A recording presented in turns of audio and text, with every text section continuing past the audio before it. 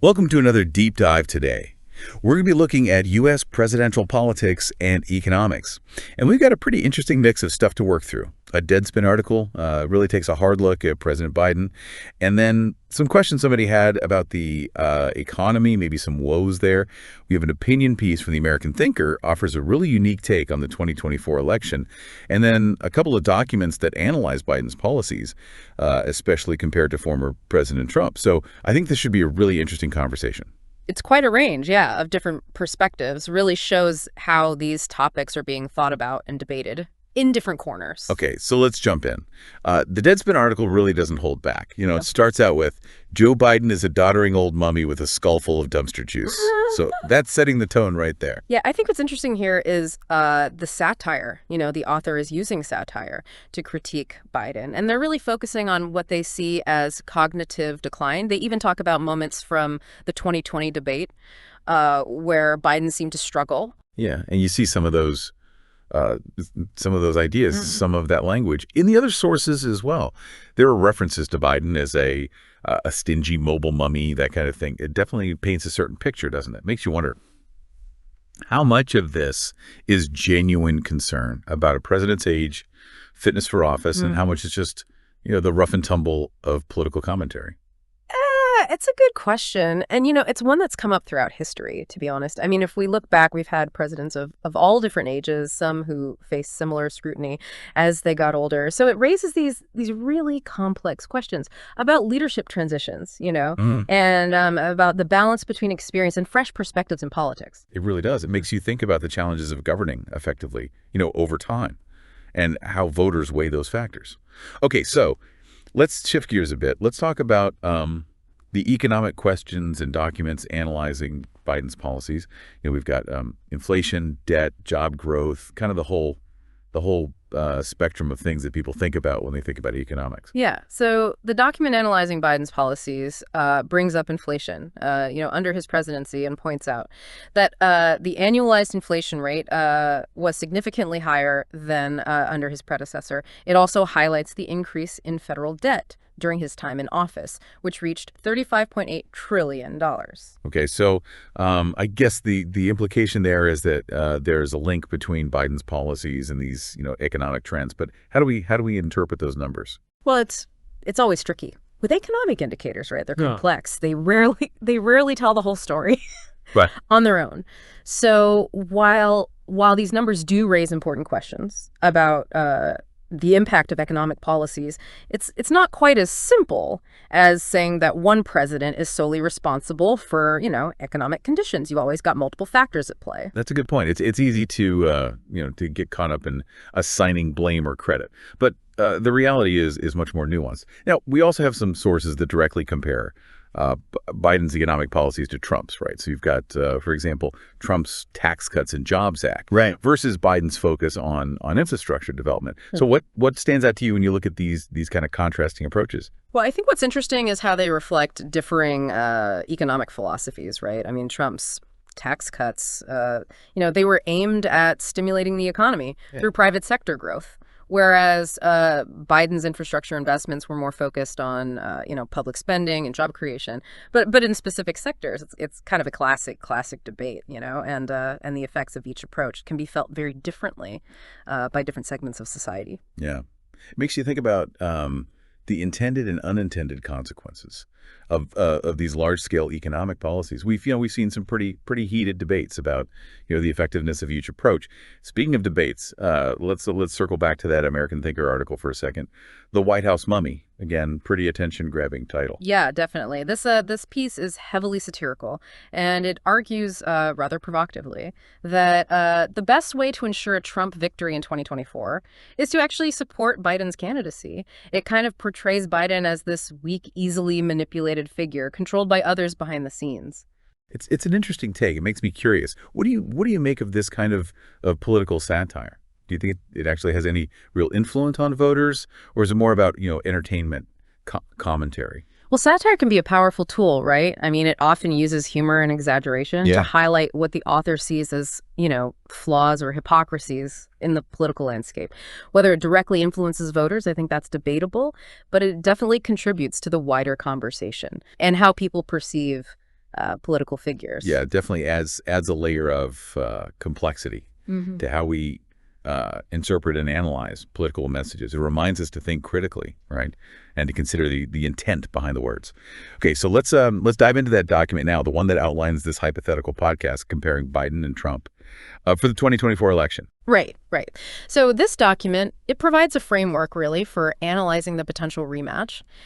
It uses the 2020 election as a kind of a backdrop, and it prompts us to think critically about both candidates. It highlights potential flaws on both sides and encourages us to consider whether either of them is truly equipped to address the nation's, really complex challenges. So it's not about just picking a side. It's about, really evaluating each candidate's strengths, weaknesses in a thoughtful way. Yeah. And this document specifically mentions border control and abortion as kind of hot button topics. Yeah, those are issues that tend to elicit very strong reactions from voters and often divide people along ideological lines. So we see pretty stark differences in viewpoints and policy proposals between Biden and Trump. Biden generally takes a more liberal approach to these issues, while Trump's stance is more conservative. And it'll be interesting to see how these issues continue to shape the political landscape as we move closer to the 2024 election.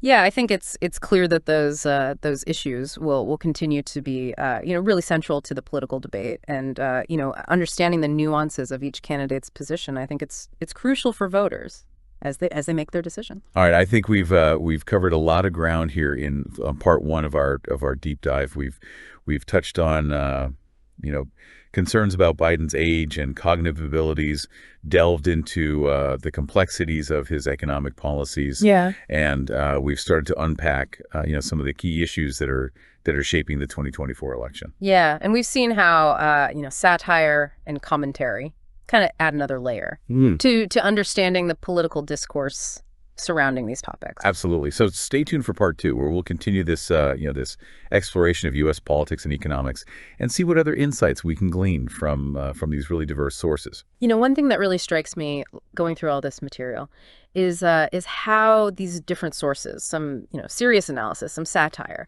how they all reflect these anxieties and hopes about the election. Yeah, that's a good point. It's like this undercurrent of uncertainty. Yeah. And it plays out in different ways, right? Like those questions about, potential U.S. economic collapse. It really highlights those anxieties. Right, exactly. And, while the document analyzing Biden's economic policies does bring up some valid points about inflation and debt and so on, it's really important, I think, to separate fact from fear-mongering. Economic data can be so complex, and it's crucial to analyze it carefully, avoid jumping to those, catastrophic conclusions. It's a good reminder to be critical consumers of information, especially when it comes to, economic forecasts. It's easy to get swept up in those alarmist predictions, but a deeper understanding of the underlying factors is really crucial. Now let's talk a bit more about that hypothetical podcast, the one comparing Biden and Trump for 2024. I think it's fascinating how it uses the 2020 election as this framework for analyzing a potential rematch. Yeah, what's intriguing to me is how it encourages us to think critically about both candidates. It doesn't shy away from highlighting potential flaws, on both sides. And it really prompts us to consider, is either Biden or Trump truly equipped to address the complex challenges facing the nation? Yeah, it raises this really, really important question, I think. If both Biden and Trump are seen as potentially flawed leaders, what does that say about the state of American politics and the choices facing voters? Yeah, it speaks to, I think, a level of disillusionment that a lot of Americans seem to be feeling. It suggests, this yearning for something different, a leader who can kind of transcend the limitations and shortcomings of the current political establishment. Almost like a desire for a fresh perspective. Yeah. Right? A leader who can kind of break free from the traditional political mold. And that sentiment is echoed in some of the other sources, too. Remember that Deadspin article? While it's obviously, very critical of Biden, it also hints at this broader dissatisfaction with the status quo. It's not just about Biden himself, right? It's about what he represents. Like the author is almost suggesting that Biden embodies a certain brand of politics that's become stale, ineffective. Right, exactly. Yeah, Yeah. like he's using Biden as a symbol of a larger systemic problem, a system that many people feel has failed to deliver on its promises. It makes me think about the role of satire in political discourse. It can be a way to express frustration, highlight problems in a way that's thought-provoking, even if it's not always, Yeah. entirely serious. Okay, but let's bring it back down to some of those concrete policy differences between Biden and Trump that were outlined to that hypothetical podcast document. Border control, for example, huge issue, sparks a lot of debate. Oh, absolutely. It's complex, no easy solutions, right? Trump's approach, as we know, was characterized by this hardline stance, focus on increased border security, stricter immigration policies. Biden, on the other hand, has taken a more I guess you could say a nuanced approach, trying to balance border security with humanitarian concerns. Yeah, and those different approaches, they reflect not just policy differences, but also underlying philosophies, right, about the role of government, how to address, complex social issues. And then, of course, you have abortion, another incredibly divisive issue. The document highlights, that stark contrast between Trump's, anti-abortion views and Biden's support for abortion rights. Yeah, I mean, those are issues that touch on these deeply held moral and ethical beliefs, and they often become these flashpoints in political discourse. It's important for voters to understand, the nuances of each candidate's position and to think about the potential consequences of their policy. Yeah, it's about, moving beyond those sound bites and campaign slogans. Yeah. And really delving into the details to make informed decisions based on a comprehensive understanding of the issues. Absolutely. And that's where critical thinking comes in, right? Being able to sift through the noise, separate fact from fiction, and form your own opinions based on a solid foundation of knowledge. And also recognizing that there are often multiple perspectives on these complex issues and being open to considering viewpoints that might differ from our own. Even that satirical American Thinker article with all its humor and exaggeration. In a way, it encourages critical thinking, right? It does, yeah. Sometimes satire can be this really powerful tool for illuminating truth. By exaggerating certain aspects of reality, it can expose, those underlying hypocrisies or absurdities that we might otherwise miss. Right. It's like holding up a funhouse mirror to politics, right? Yeah. It distorts the image, but in doing so, it can reveal things that we might not have noticed otherwise. Okay, so we've got a pretty good sense of the contrasting policies and viewpoints of Biden and Trump. But what about their overall poll performance? That hypothetical podcast document, it mentioned a pretty tight race. Yeah, the polls they're always fluctuating, of course, but they do provide a snapshot of public sentiment at a given moment. And what they seem to be showing, at least right now, is a deeply divided electorate with a significant number of voters still undecided. Which makes the stakes even higher, right? Every vote counts. Yeah. And those undecided voters, they could really determine the outcome. Exactly. And that's why it's so important, I think, to have these thoughtful discussions about the issues, to really understand the complexities of the choices that we face. It's not about, blindly following party lines or accepting sound bites at face value. It's about, digging deeper, asking tough questions, and challenging ourselves to think critically. To be informed, engaged, and active participants in the democratic process. Yeah. What's really fascinating about this collection of sources, as diverse as they are, they all point to this sense of unease about the future, whether it's the economy, political leadership, or social issues. There's this feeling that things are at a crossroads. Yeah, that feeling of uncertainty. I think that's what makes these sources so compelling. They tap into this shared anxiety, a sense that the stakes are incredibly high. It's like we're all standing on the edge of something, not quite sure what lies ahead. But these sources, in their own unique ways, they offer a glimpse into those possible futures. And that's the power of knowledge, right? It allows us to confront that uncertainty, to weigh the options, and to make choices that shape the course of our lives. And those choices, those decisions, they ultimately define who we are, both as individuals and as a nation. Okay, I think we've covered a lot of ground here Oh, in yeah. part two of our deep dive. We've explored those contrasting viewpoints on Yeah. on border control and abortion, delved into the nuances of poll performance, considered the role of satire in shaping the political discourse. All of it really painting this picture of a nation on the brink of a potentially transformative election. Stay tuned for part three, where we'll wrap up this exploration of U.S. politics and economics and leave you with some final thought-provoking questions to ponder. Okay, so we're back for the final part of our deep dive here. Looking at these sources, exploring the political and economic landscape as we head towards the 2024 election.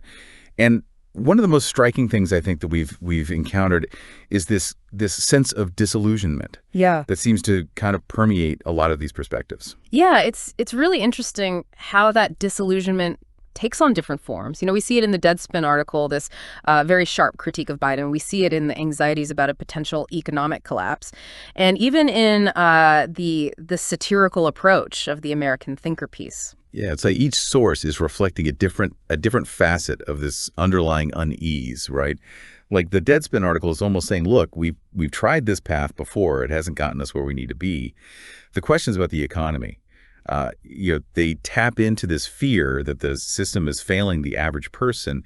And the American Thinker article, while using humor, it hints at this feeling that maybe the only way to change things is to embrace the absurd. Right. It points to something deeper than just dissatisfaction with individual politicians or policies. Right. It's like a loss of faith in the institutions and processes that are supposed to represent and serve the people. So it's a systemic issue, not just about who's in charge. Yeah. But if we're disillusioned with the current system, Uh-huh. I mean, what are the alternatives? Where do we go from here? Well, that's the question every generation grapples with, isn't it? And it's one without easy answers. But I think what we can see from these sources is a hunger for change, a search for leaders who can inspire hope, offer a vision for a better future. Yeah. And that vision needs to go beyond partisan politics. Mm-hmm. It has to address the fundamental issues that are driving this sense of disillusionment.